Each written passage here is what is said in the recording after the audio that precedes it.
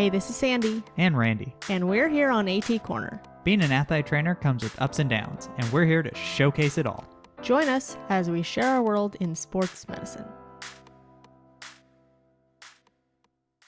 Welcome back to another episode of AT Corner. For our education episode this week, we have a very exciting interview that we have been wanting to do for a while now.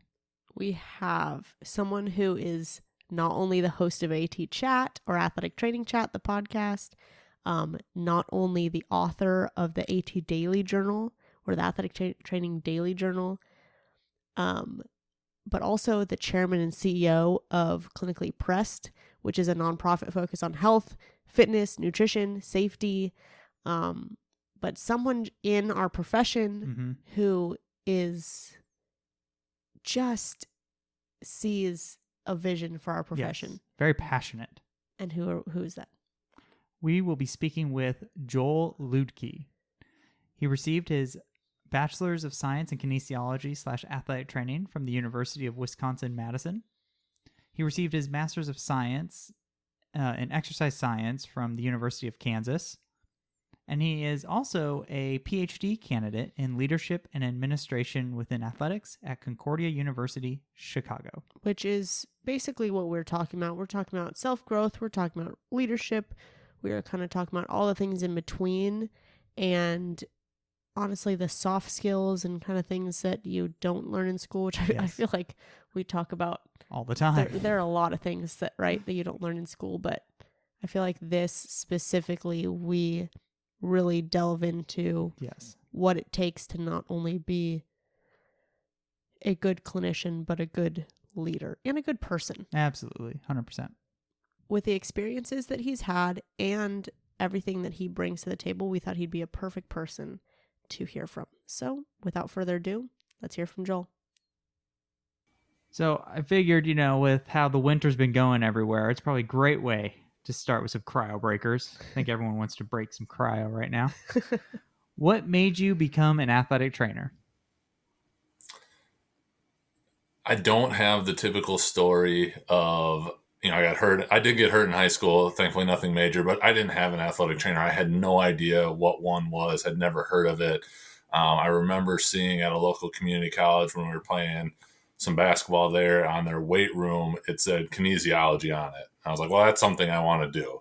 And that's all I knew. And so when I actually went on my freshman orientation to UW-Madison, they were talking about this athletic training thing because I was going into the kinesiology school of ed, here's where it is. And I was like, oh, well, it's like medicine and sports and you get to be around the sports. That sounds kind of cool. I think I'll do that.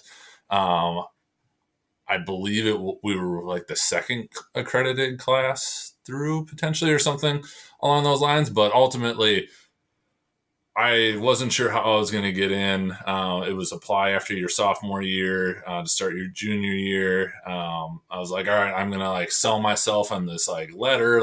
That's how I'm going to get into this. My grades weren't amazing, but they were decent. And when I went to apply, there was none of that or no interview process.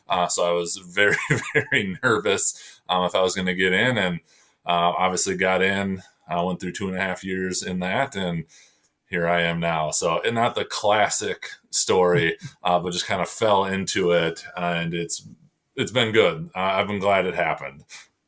Do you remember your first impression with an athletic trainer? I think we had to do, I don't remember how many observation hours we were supposed to do, 20 or 40. I think I ended up doing 3, just because by the time I got to observe a few of them, I was like, yep, this is it. This is what we're going to do. And that was it. And I can't remember, it might have been with our hockey athletic trainer there and the student that was working with them. And it was enough for me to just jump in and go for it. Oh, it was literally love at first sight. I mean, yeah, I wouldn't recommend my path to other people, but it's worked out pretty well for me. I would say so. Now that you have a podcast and everything. Yeah. Right.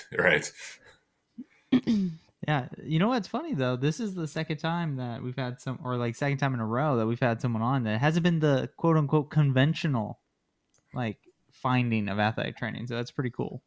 I think it is. I mean, I want to say that I like these like non-traditional stories better, but also I feel like the traditional stories of having an athletic trainer just shows like the impact that Yeah. athletic trainers can make, Yeah. you know? Like they both have Totally agree. really really cool origin stories. Yeah, for sure. And hey, Joel, I feel you because my first day of observing, I did heel and lace pads, and I still fell in love with the profession. So that first day can make a big difference. There you go. There you go.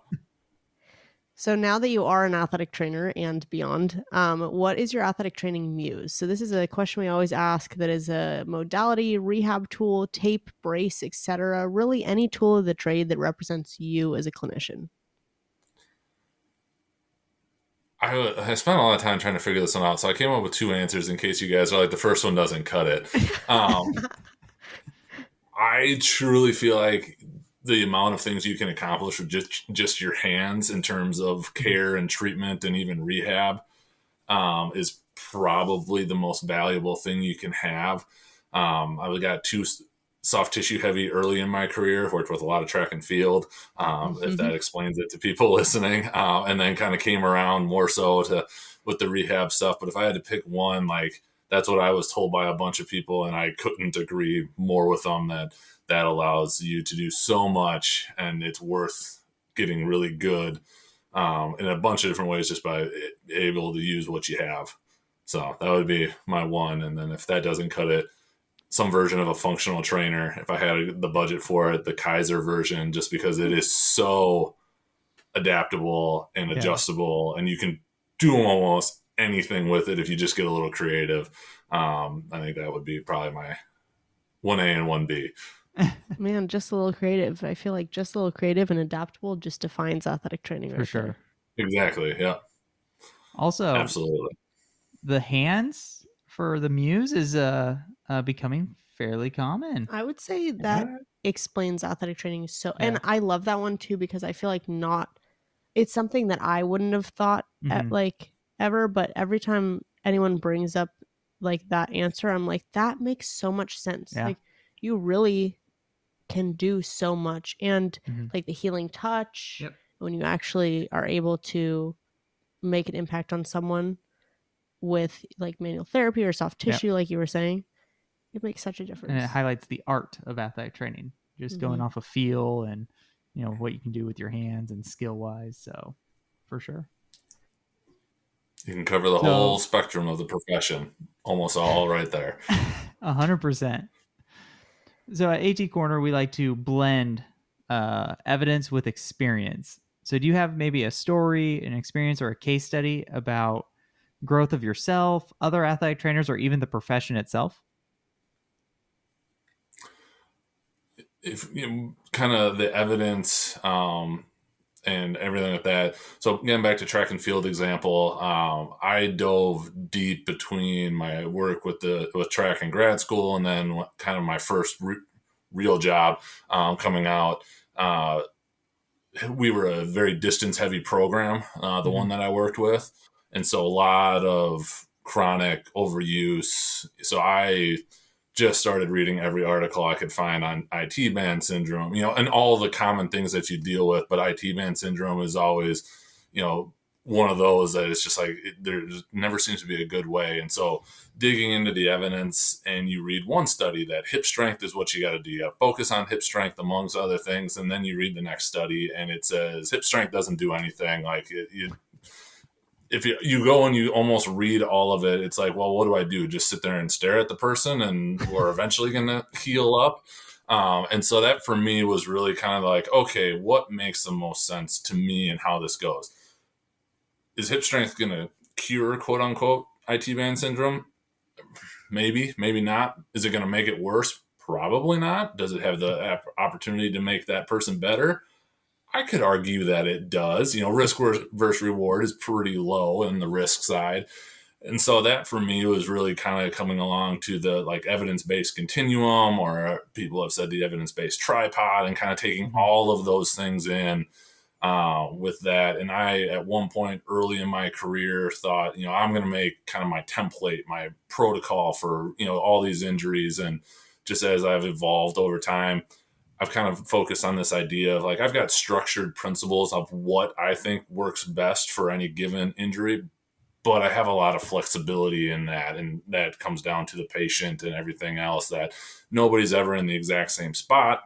And their injury, no hamstring strain is the same, no matter, just because of so many other factors. So having those base ideas of what I'm going to do and kind of the progression we're going to have, but also being open to responding to that person and just what I'm seeing and my knowledge base, it was really kind of an eye-opening thing for me, and just helped me get a little less rigid in some things that I thought I needed to early on in my career. So still use a ton of evidence, getting ideas, things like that. But again, it's all kind of piling it into what have I seen work, what makes sense, what doesn't make sense, and applying that to each situation that I ultimately working with and with a patient.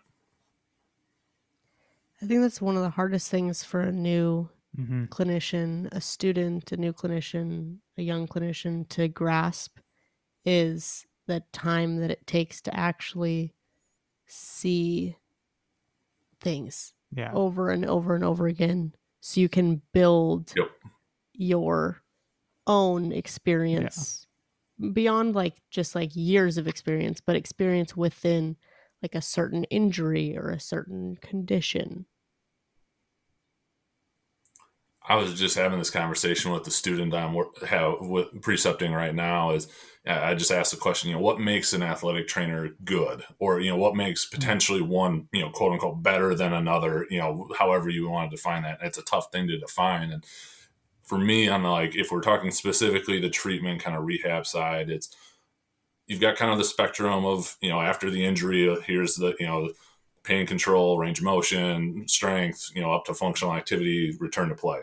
To me, which comes with experience and really understanding what you're doing, trying things, seeing what works, kind of having an extra tool behind you if you need to, is what makes you improve and get really good. Is if you can figure out where you drop them along that continuum, and then when to push them forward, when to pull them back, and kind of feeling that, to me, is where you start seeing like the difference between potential difference between clinicians just in general. We'll just say what that is. And that comes with time and experience, and you really reflecting on what you're doing and how that works. Not to say anybody is better than another, but if you see people getting phenomenal results, they probably really work on that ebb and flow, however they go about it. And that's how you can improve it, I think, as an individual clinician, is really how to figure out where that is and continue to do that, again, down to each individual. Yeah, most definitely. I think it's a lot of those like quote unquote like those like soft skills that really kind of sets it apart. Because like the science part of it, like we all know, this modality is going to do this, and this, this rehab we're focusing on this. But being able to treat a person like a person and kind of like go off of what they're saying, or hey, here's kind of what I've seen. I like it when I do it this way, and so I think that makes a big difference on just the individual aspect. Absolutely. So going off kind of that same topic, what do you feel the importance is of athletic trainers reflecting on their personal and their professional life? I think it's huge. I think, and some other people have said this too, so I'm stealing it from all kinds of people, but like with leadership, and I even think being a clinician, having humility is the number one key to almost everything.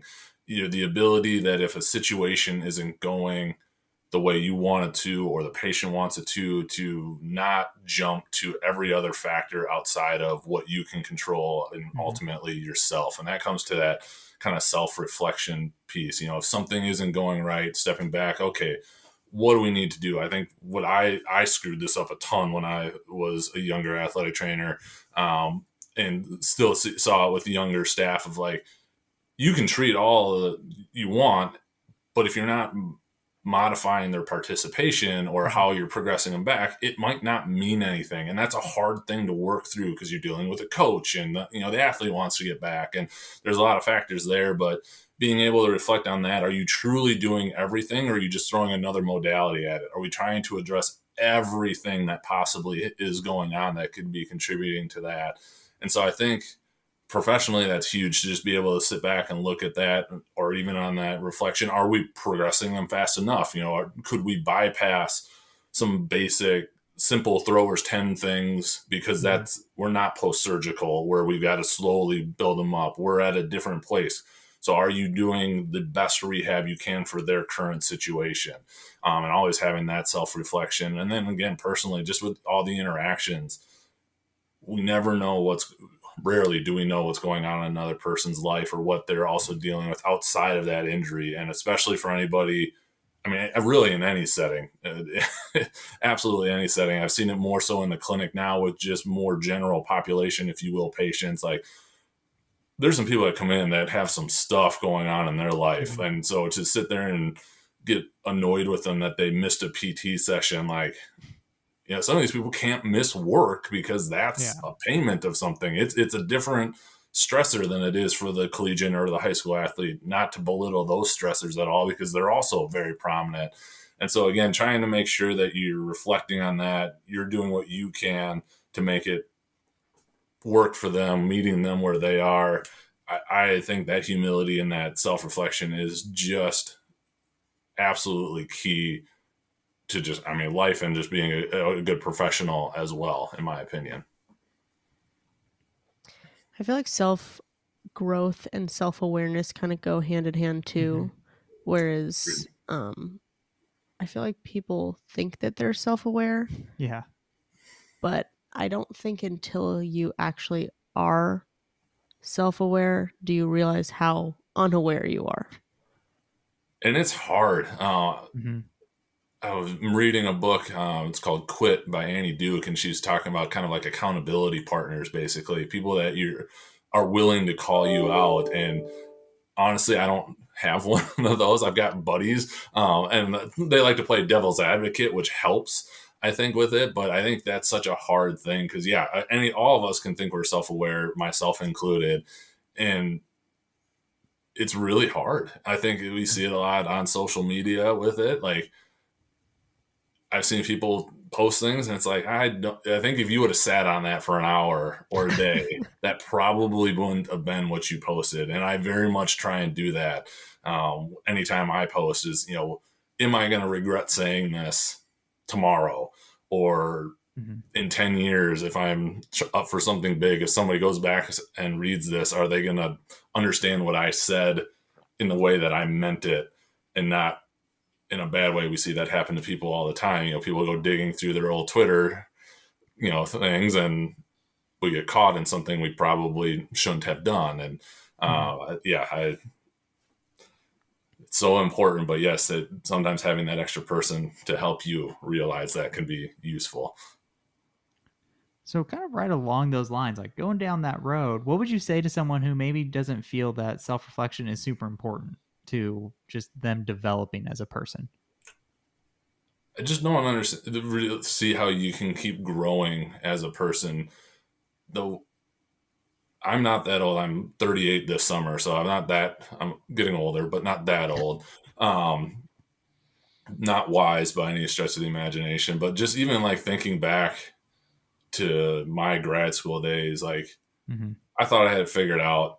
I realized I didn't. I had, whether I asked for it or not, an accountability partner back then who was not afraid to tell me if I was messing up, but it's ultimately changed my career for the better going through that. Just understanding how they think they're going to grow if you're not reflecting on what you're doing. There's so much divisiveness, not just within the profession, but just in general. And how does that ever get better if we're not able to ourselves stop and actually listen to someone else? Because if you're just going in hot with your take, no matter what they say, it's not going to change. It's just going to stay the same or potentially get worse. I've talked with this just kind of with some buddies. It seems like everybody's got to one up each other, and we go out to these extremes.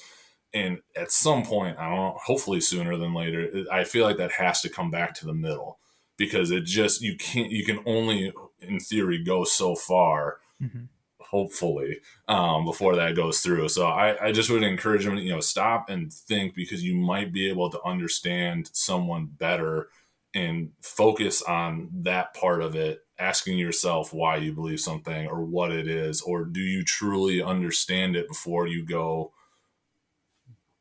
spouting it off of, about whatever. Because there's a lot of people out there and a lot of experts that are more expert than you, more expert than me in a lot of things. And I think that is something, just it makes life easier, I would think, to be able to have that reflection. Oh, you definitely. I don't think that you can truly understand other people until you can truly understand yourself. Could not agree more. And that's a long I think journey. it's also. Oh, go ahead, Joel. Sorry. No, it's a long journey to understanding yourself. 100%. And it, like you said, it helps put in perspective of understanding that, like, because obviously when you're going through something, you're like, I'm going through all this stuff, like I can't make this and this. So it helps you really understand that, like, again, like our patients, we come in, like, we don't know necessarily what they're going through, and a lot of them are going through some really dark stuff. Yep. So it really kind of helps put that in perspective. Like, okay, I get why I only see you twice a week for like your treatments and stuff. Like it really helps put that in perspective. I also think that you don't necessarily have to feel like you are going through the same things as someone else in order to understand them. Correct. I agree. That's one I've tried to be. I haven't figured out the best wording from it. Because like if somebody says something and they've got a situation going on, like it's so hard to say I understand, because I can't. There's, because I'm not in your shoes, I don't have your thing. If I want to help, but I'm not in that position, it's hard for me to say I understand. So I've tried to kind of refocus that on, like, I comprehend what you're saying, and I feel like I've got, I can at least, I hear it.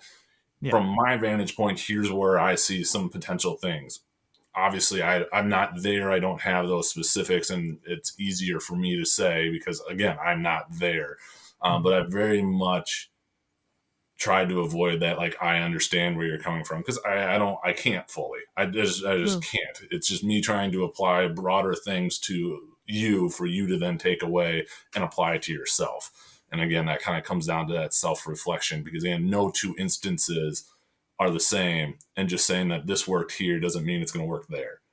I.e., all of the research stuff that we were referencing earlier as well. Absolutely. So what role would you say that self-reflection plays in leadership?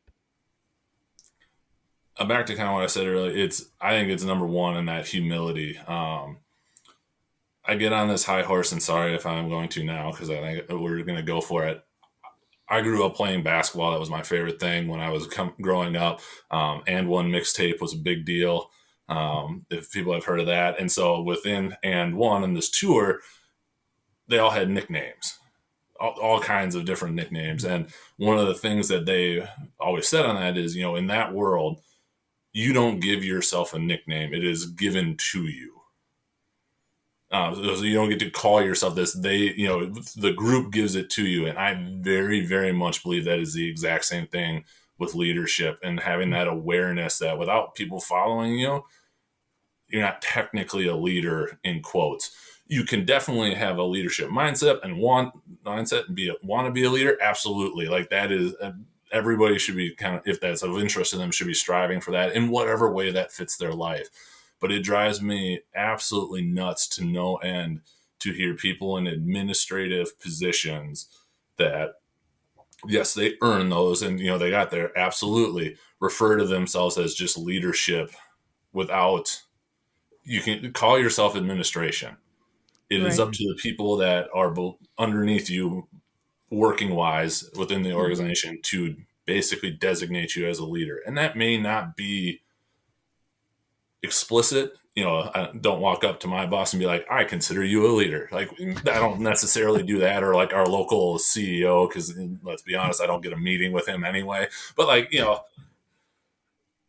I can call him a leader because I believe that he is. It just doesn't sit well with me that in this position of administration or position of authority, just because of a title, that automatically the person in that it does not automatically equal leader, in my opinion. And so I think having that reflection of that you need to earn that part of it is so huge. and that keeps people humble. One of my favorite quotes from Simon Sinek is, being a leader isn't a license to do less. It's the responsibility to do more.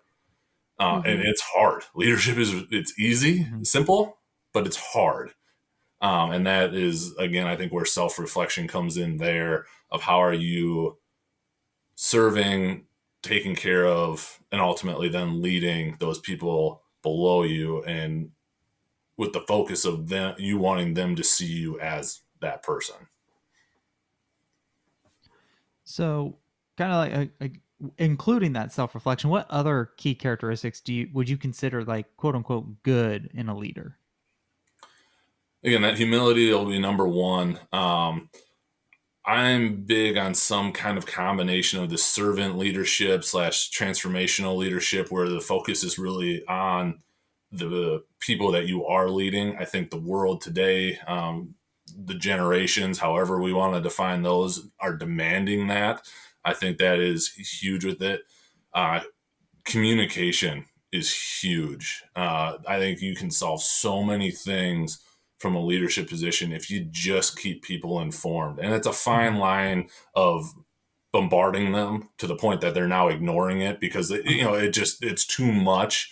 But also making sure that you're doing it. I still don't remember where I got this from, but there was this concept of like people have to hear things like 3 times before it finally registers. So as that leadership, you've kind of got to get creative in how you relay that, if it's definitely something you want them to, but sending out one thing with like, hey, here's our new mission statement or purpose statement, and that's it, it's just done, like that's not going to register with most of the people you're with. So you got to be creative in that way with communication, in my respect. And then the communication, again, just talking to your people. What do they need? What do they want? If you're solving this problem as a leader, you are working with probably a level of knowledge that the ones below don't have. You're seeing a bigger picture, hopefully, because just of where you're at. But you got to go down to those people that are actually implementing it and understand from them what the issues are and figure out how to blend those together. Yeah, absolutely. I love all of what you're saying about leadership and earning your spot as a leader, not just stepping into a role that is titled leader. Yeah. Because it's true, you can have a leader at any level, because it's not about the title, it's about what you bring. Yeah, and I think like when I've been in like a supervisor role, like I like to think I was being a good leader, but like again, it's more of a supervisor role. And I feel like that servant leadership is kind of a big thing, is like at the end of the day, like I'm trying to put my staff in the best position for them to succeed. So whatever they need, absolutely, like I'm here to help you guys. I'm just like, I'm the conduit to the other administration for you guys to help kind of advocate for what we need. So, whatever you need to get your job done better, like I'm here for that. So, and I think sometimes that kind of gets forgotten in like those roles. Yeah, that's one, especially more in hindsight in a previous role where I was a head AT and then ultimately got up to kind of an assistant AD over both AT and sports performance.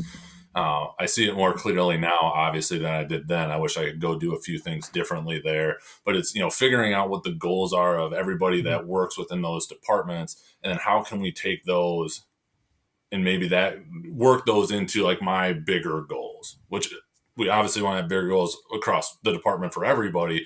But if somebody has a specific, like, this is where I want to go, okay, how can we make that benefit what is ultimately my vision of driving this thing forward? Yeah. Again, not easy to do, but I think that creates such a level of buy-in from people, because now you're seeing them, you're helping them develop. So if they want to take the next step in their career, you've been there to help them do it while it's also obviously benefiting the greater good. I'm really glad you brought up that point of buy-in, because that's what I was thinking too. Is just like, you feel like if as a supervisor, if the rest of the staff is like contributing to stuff or has ideas and can explore their ideas, I feel like they feel more invested in the program, and so Absolutely. you're a lot happier in your setting, because now you feel like, hey, I'm doing something, I'm contributing. I'm not just, I'm just here, I'm just working, I'm just covering, basically. And it's finding what people are good at too. Yes. That was a lesson I learned. Oh God, I don't remember what book I stole this from now. Potentially it was from Radical Candor. But it's the idea of like there's superstars and then there's rock stars. And so superstars are the visionary, like pie in the sky, always got a thing, wanting to do something new. That type of person, so you can kind of give maybe a broader project to them. And then you got your rock stars that are really good at what they do, but that's what they want to do. They aren't necessarily looking for a new initiative, but they're really, really good at the things that are part of their job. Like they may not be the person that's going to go home and work on something out of it because it's a passion project around work. They might have their own personal one, but not necessarily work. And understanding that and then utilizing that was a big step for me. And that is, I just learned a couple of people on my staff. They're very good, would work with them anytime. But if I needed something kind of done that just needed to get done and it was of their interest, it was going to get done. But they weren't people I could necessarily give another initiative because that just wasn't what they liked doing. And so that realization was also big for me because then everybody started getting happier because I wasn't giving them something that they weren't really wanting to do. And then I would get frustrated because it wouldn't get done and, type of a thing. And so kind of figuring out personalities within your staff to help do that is also just key. And that takes, some reflection on what you are too, when it comes to that as well. It just goes back to knowing yourself so you can know others, back to that communication piece, back to self-reflection, back to being a leader and recognizing who you're working with, the strengths of everyone. It's just like a full circle moment. And speaking of that, the same thing. Exactly. So you mentioned communication, and we have not even brought up AT Daily Journal yet, which, if anyone who's listening has been following us for any amount of time, you know that we love the AT Daily Journal. Joel here is one of the creators along with Rick Cox. So we would be amiss to not bring this up. And it is so, I would say this is such an important piece if you are looking for self-reflection in athletic training, specifically for athletic training. Yeah. But I just wanted to read one of these prompts that you guys, just the top of a prompt in this AT Daily Journal. In a heated argument, you can always stop and ask, what evidence would change your mind? If the answer is nothing, then there's no point in continuing the debate. You can lead a horse to water, but you can't make it think. So there are so many of these that stuck out to me, but this one specifically, I feel like we talk about a lot on the podcast. And we talk about how, it's perspective of someone else. And let's say a lot of times the communication and conflict battles that we might come up in a traditional setting might be your coach. Yeah. So when you're walking up to a coach, and are they coming into this as trying to find a solution? Yeah. Or are you guys just trying to share your sides? Right? So anyway, like this is such a thought-provoking and such a specific prompt. I was wondering how you guys came up with some of the prompts in this journal. Yeah, so a little bit more backstory on it. It was after I've graduated in the fall basically in the winter is when I graduated. And so I had a whole semester before I was off to grad school with basically not much to do. I worked at night. And so I just have time throughout the day. And so I wasn't a big reader, but then started becoming into being a reader.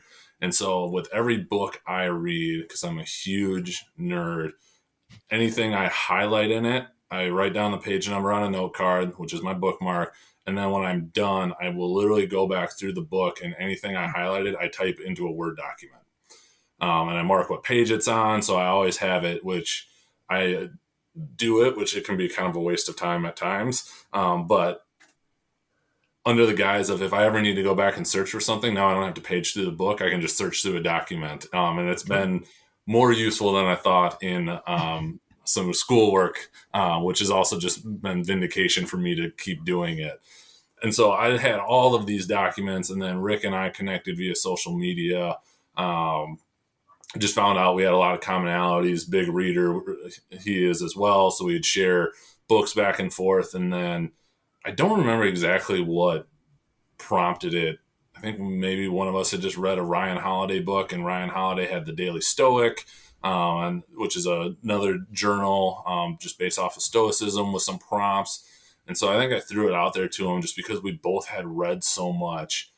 Hey, what if we put this together with prompts and, with quotes or, passages from books we liked, and then we can come up with the questions based off of that and kind of tailor them to the athletic training profession. So we have a spreadsheet with, I don't know, a lot of quotes and ideas in it.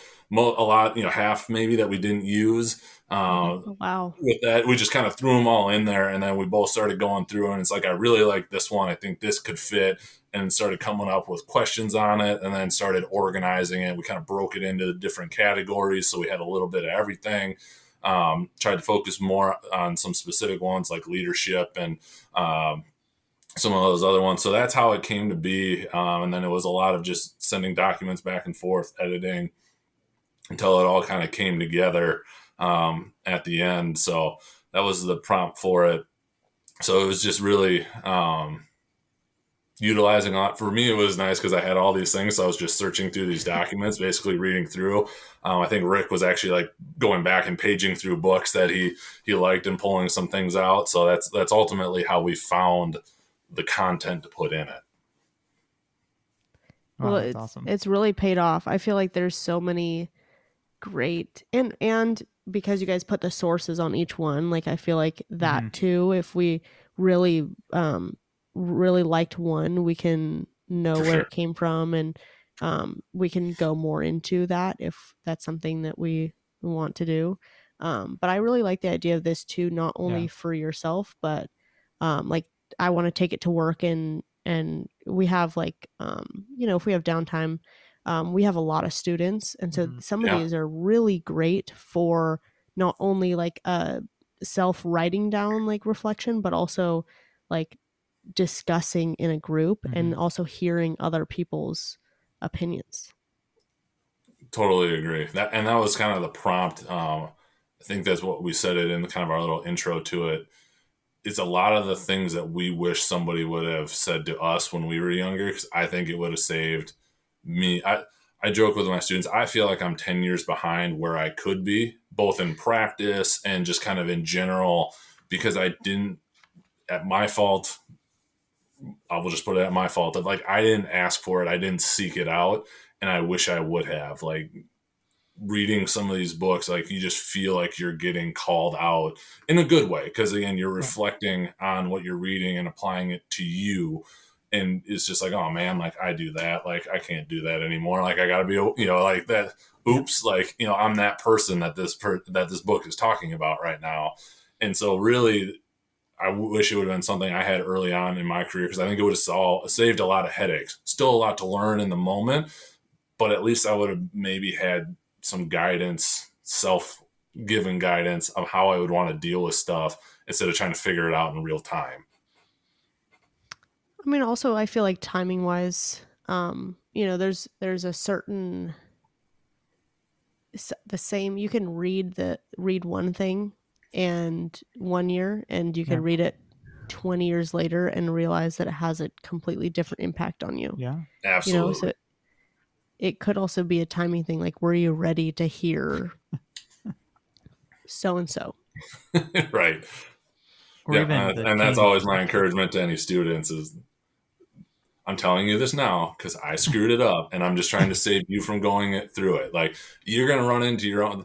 I ask this to educators every once in a while. If somebody's on the train tracks and you see the train coming, do you let them get run over by the train so they learn it and figure it out?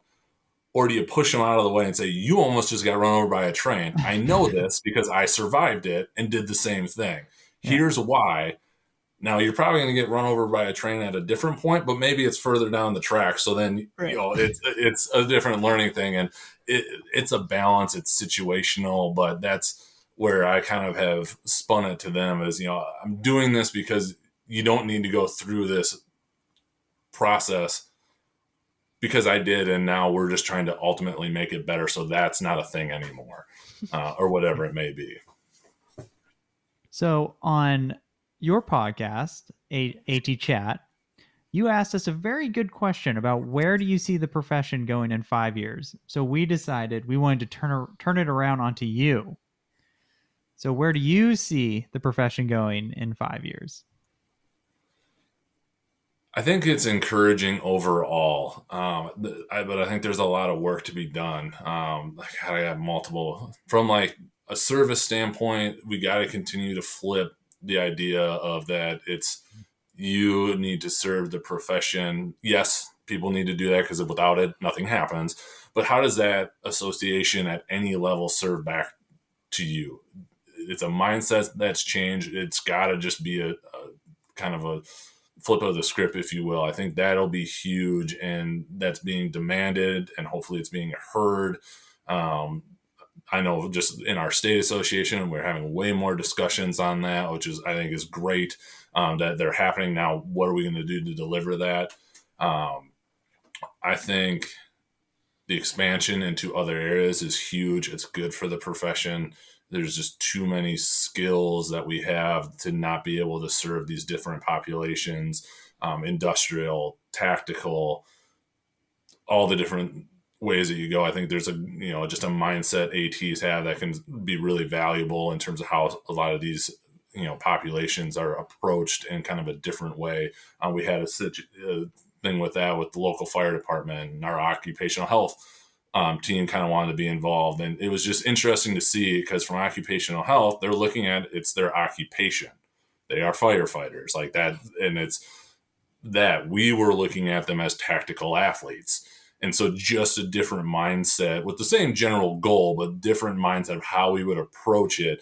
And different people within the department react differently to it. They're going through their own evolution with that. And, some old guard doesn't see themselves as an athlete. They're a firefighter, but more of them are seeing the benefit of, if I'm being trained like a relatively high level athlete, that's going to be good for my occupation in hopes of things. I think the biggest one is, and everybody says it's the salary. And and the hours, I think that's something that's changing slowly. I'm not in the D3 world anymore, but that's where I spent a majority of my career. I just saw from social media that it was actually a topic of conversation at the NCAA D3 convention this past winter. Oh, wow. Dr. Hanline brought it up and basically said that ATs don't want to work crappy hours for like little pay. And I think people had heard that, but the fact that it was being said by the NCAA in some form or fashion, I think is huge. Will it change overnight? Absolutely not. I would implore as much as possible anybody that's in supervisor, director position, and it varies by level. I get it, whether it should or not, I don't know. That's a different conversation. But I know for me, that was a big thing that switched for me in my supervisory role is when I came in, I was 27, not married, had a basset hound who slept 20 of the 24 hours of the day. So like being at work wasn't a big deal to me. We had part-time people that we would cap their hours because that's all the money we could get from administration. And we tried to cap it at those hours at an hourly rate that we would at least consider respectable for what they were doing. Hindsight, still not enough, but we were trying to make the best of it as we could. And it really hit me probably a couple years in with things of, I couldn't control the salary. No matter how much I wanted it to go up, upper administration wasn't going to give us more money. What could I control? Well, I can control the hours to make that salary worth more. And so that was something we really tried to focus on with our part-time people, the graduate assistants we had at the time that, maybe during a part of the year you'd be busy, but we're not going to crush you. because you don't need to just be there to be there, which was a nice thing Mhm. about D3, kind of a different mentality there. But then when that season's over, we're only going to have you in when we need to have you in. And for big event coverage, maybe subbing for somebody because they had something going on. And so really making that the money that we did have go farther it was a really big revelation for me. And sometimes that fit people's schedule. They were still in AT, but their spouse had a good job, and so they just needed a little, needed something to keep them busy. They want to go into it, stay in the profession, and it worked out really well. But that was a huge thing, and I think as much as there's a lot of uncomfortable situations that comes into, but that's where we as a profession need to stand up for each other and help each other out if we're going to truly see that change. That if you want what you think you want in terms of hours and services, it's got to be compensated for that. So, sorry, long answer to potentially a shorter question. No, it makes No, so that's much perfect. sense. And honestly, I got my start in the D3 as far as that's where I learned what an athletic trainer is and was.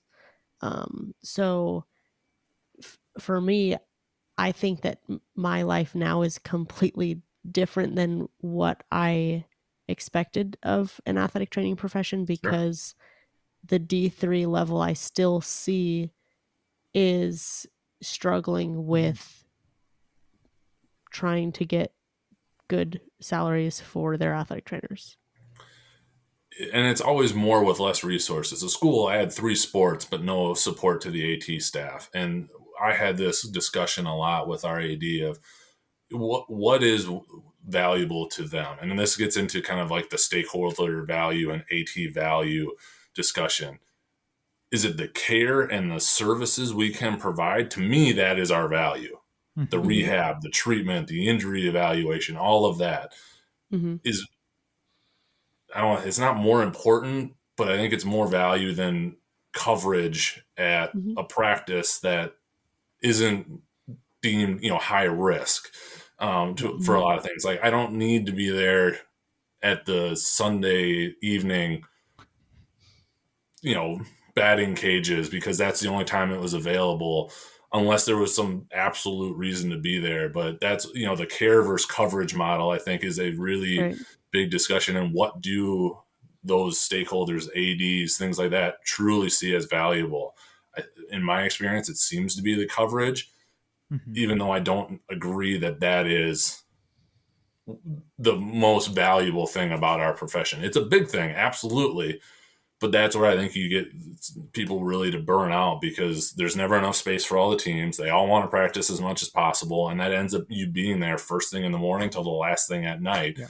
And it's hard to sustain. Another thing you touched upon was the the state and national. Mhm. Why am I forgetting the term of The Associations. associations?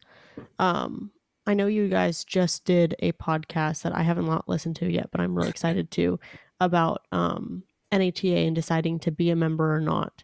And I know that that is a big topic, especially now. Always. So I really like that you touched upon that too. I think that comes back to the communication thing. I think that, to me, is what I see from that conversation, and even to watching things on social media, is it just doesn't seem like the communication back Mhm. down of here is everything. Here's why Mm-hmm. it is important. Mm-hmm. That's local. In the state of Wisconsin, we've had a conversation. We continue to try to drive it forward. Why?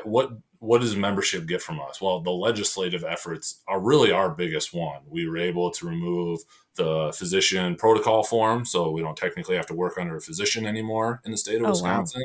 So that Wow. opens up entrepreneurial things. We're Mhm. working on some parity language, which really isn't even our bill. It's an administrative code that we're recognized by insurers like every other medical profession is. And so that's something we're working on. And then also Mm-hmm. the conversation of getting rid of the word vigorous in quotes out of our practice act, just again to expand the people that we can interact with and treat. And obviously there's some opposition to that from different interest groups, we'll just say. But to me, like, people in the state don't know that unless they're paying attention, like really paying attention, because we got people on the board that still don't fully understand it. We recorded some episodes that we were going to share within the state and potentially beyond. And like, I'm having revelations during this conversation with our, people that have been on our governmental affairs committee, and I've been on the board for 5 years or something like that. Like, we have to communicate that down, and it's not in the way of, we did this for you. It's, here's where it's going. Here's what your money is being used for and why we think it's benefiting you. Here are the resources we're putting together. And back to that thing, how many times, how many ways do we need to tell people so they actually see and go, oh, I can actually use that. I know at the D3 level, we use the appropriate medical care coverage model within university over and over and over again. It was such a nice resource for us to have because it had some objectiveness to it, and it came from our association. It wasn't just me and my colleagues making stuff up. And so that was really helpful as well. And I think it's just, again, that communication piece, and then inviting people in to be involved without making it seem daunting. So then they really understand. We said that our president said this last year at the meeting, and he caught himself mid-sentence, concern about membership. Well, talking about that at the state meeting, other than putting the call out for people to help recruit members, everybody there is already a member. So you're preaching to the choir. Like, we got to figure out how to get back out to those ones that aren't members and why it would be important, and how do we bring them in, versus calling them out for not renewing. And so figuring out that, I think, is such a big piece, and it's hard. It takes a lot of work, but that comes back to that leadership conversation. It's simple, but it isn't easy. Also, from the theme of our episode, as an association, it maybe takes some self-reflection. Yeah. I was just thinking that. So is that lead-in? I think that's a good lead-in. Yeah. Okay. All right. It's time for the action component of the AT Corner interview. Go. So we always do an action item of, this is something that athletic trainers or whoever's listening can take away now. They can do something now. Mm-hmm. How can ATs begin to bring out a leader in themselves?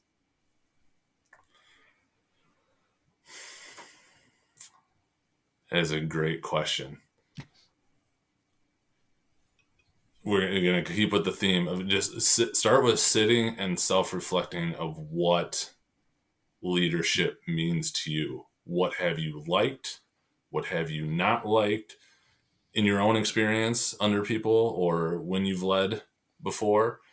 And just try and really figure out what it means to you, because then you can start taking steps to figure out what that then looks like if you're wanting to move in to leadership. If it's within AT, I think one of the easiest ways is just get involved in a state committee. Start there. If they're anything like Wisconsin, we're always looking for people. And you can be as involved as you want, or you can kind of keep it to a minimum, and they're still going to want you to be a part of it. And it's a great way to start getting into that as well. And I'd say the only other one I'd think of is reach out to a mentor. That's one thing I've used through NATA I think it's the Gather. I went through I signed up as both a mentor and a mentee, found somebody to be a mentor. We meet monthly, just talk about anything really. And it's now just become, we're, friends in that regard. And they ask me as much as I ask them. And so those would be my 2 action steps. So actually, I don't know that I know people who've done it, but I've never talked to them about their experience. Like, could we talk about that a little bit? Like, sure. What it is, I feel like a lot of people might think it's so daunting to sign up to meet someone and have to sit and talk to them. What was your experience with that? It was easy. You basically go in, you answer a few questions, so you kind of get put into a database, for lack of a better description, both either as a mentor or a mentee. And then, to me, it's kind of on the mentee to go and seek out the mentor. Yes, mentors could do it the opposite way, and maybe that's something anybody who wants to be a mentor should consider. Hey, if nobody's reached out to you, maybe go reach out to someone to see. That could be good as well. But the person I ended up finding was Troy Hain, who ended up working. He works in the same health system as me, just on in a different state. And he's been in the profession for longer than I have. So I was like, this could be really, good just to get his perspective, but then also just the inner workings of our health system and me learning more about that and potentially ways we can do. So we've got a few more things to bounce off of. I literally just sent him, I can't remember if there's a message feature in there, if it has his email, and I just emailed him. And honestly, I was just cold emailing somebody like that. Most people, especially if they signed up to be a mentor, are going to respond. If you don't hear from them in 2 weeks, send them another one, because it could have got lost or buried just by the amount of emails that come through. But or in spam. Say that again? Or in spam. Right. Yeah. Also not unusual, but if they signed up for it, odds are they did it for a reason, and the reason is to try and interact with someone. So I think it's worth checking out. I know there's some states that do similar things. We're trying to do it potentially within the state, especially geared towards young professionals. Again, kind of all the concepts that we were talking about of just avoiding some of the landmines along the way, that, maybe it's easier to talk to someone outside of your department, so then you can get a fresh perspective, or you don't feel like you're asking a question that could ruffle feathers or, whatnot. Or maybe your boss doesn't lead the way that you would prefer to be led, so you want to talk to somebody else about it. That could all be really useful. And I encourage especially younger professionals to do so. And even myself, like every once in a while, the more experienced, we'll say ATs, get referred to as, like the good old boys club. Well, we got to understand their perspective too, because they're still a huge part of the profession, and that's still where a lot of things happen. So I need to learn from them as much as they could potentially learn from me. Mm-hmm. So it kind of goes back to what you said at the beginning of our episode, that this talk really gave a good foundation on not only becoming just a better professional, but also probably just like a better person, because we do work with people, like obviously patients and stuff, but like our stakeholders and stuff, like they are people too. So being able to have the skills to interact with them, I think this episode, like I really love what we chatted about. Just a lot of highlighting why having just that humility and self-reflection is so important. I really, really like that when we talked about being a leader, it wasn't just about stepping into a leadership role, but anyone in any level can be a leader. Yeah. It's just, what are they doing to have other people follow? Yeah, for sure. In any capacity. Also, I thought something that we didn't touch upon, but we talked about, I think it was in the podcast episode. So he brought us on Athletic Training Chat. Yes. In that episode, I believe he told us that he and Rick Cox have never met in person. Oh, that's funny. Their author. Yeah, that's pretty funny. Yeah. So I just think that just... What a time we live in. Right. But also like just shows like the networking and just our profession is just really cool. Yeah. It's just we do a lot of cool things in this profession, man. So if you would like to connect with Joel, make sure you check out Athletic Training Chat, which is a podcast you could find on any podcast directory. Probably wherever you're listening to this, you could probably find Athletic Training Chat. If you guys are new, we do every other episode as education or stories. This one was an education episode. Next week, we're going back to our story episodes. So make sure you check out our Instagram at AT Corner Podcast for story prompts, where we get experiences from athletic trainers all over to join in and share their stories, and then we put those in an episode. So that will be next week. And if you're interested in our Facebook group, we have a Facebook group, facebook.com/group/AT Corner Podcast, where you can go ahead and comment on this thread, join in, talk about your role in leadership or what you think a leader is, really anything along this topic, or make a new post about something else. We'd love to chat. So got anything else? Nope, that was perfect. Thank you for helping us showcase athletic training behind the tape. Bye.